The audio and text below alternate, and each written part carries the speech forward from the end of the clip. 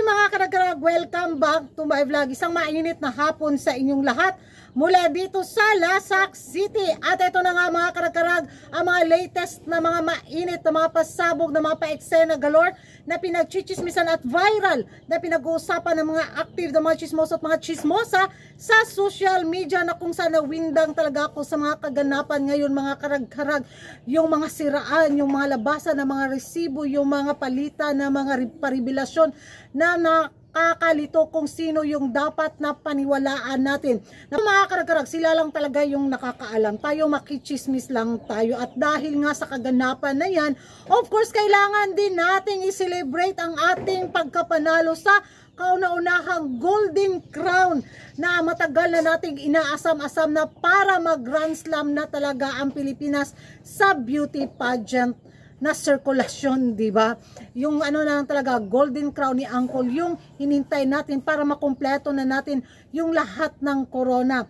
But sad to say nga, hindi lang talaga itong pinaka-iconic na moment na inaasahan natin na masungkit ang Golden Crown dahil nga sa pag-alis or sa pag-kick out ng dating Miss Grand International winner.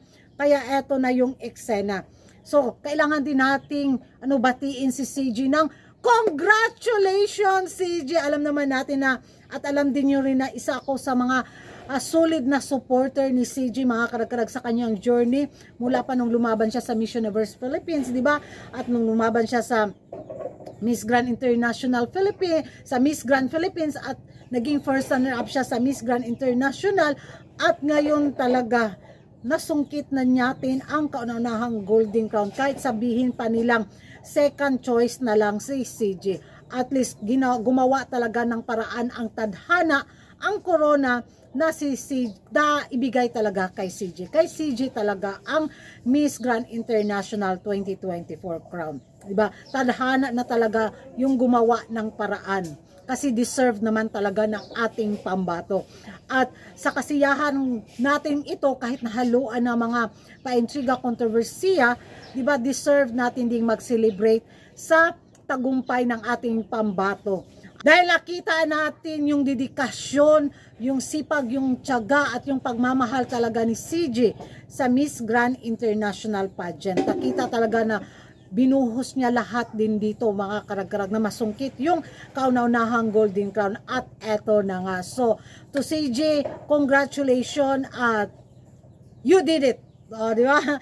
Pakpak to, uy, na manatili yung respeto ni Uncle kay CG, gano'n naman si CG sa pamunuan ng Miss Grand International, at yung pagmamahal nila kay CG sana hindi magbago hanggang matapos yung rinya, hanggang tuloy-tuloy yung ganitong good friendship ni Uncle at ng Team Pilipinas sa mga susunod pa na mga laban sa Miss Grand International Pageant. So yan ang mga karag-karag, mayroon na tayong first Golden Crown na naiuwi ni CG sa Pilipinas sa Miss Grand International 2024. Ano yung magiging reaction yung mga karag-karag? Mag-ingay tayo sa comment section, at kung hindi ka pa nakapag-subscribe sa YouTube channel ko, don't forget to like and subscribe Kuragan Karag, and hit the notification bell para updated kayo sa mga latest kaganapan ng Chika Galore sa mundo ng beauty pageant. And thank you for watching. See you in my next vlog. Bye-bye!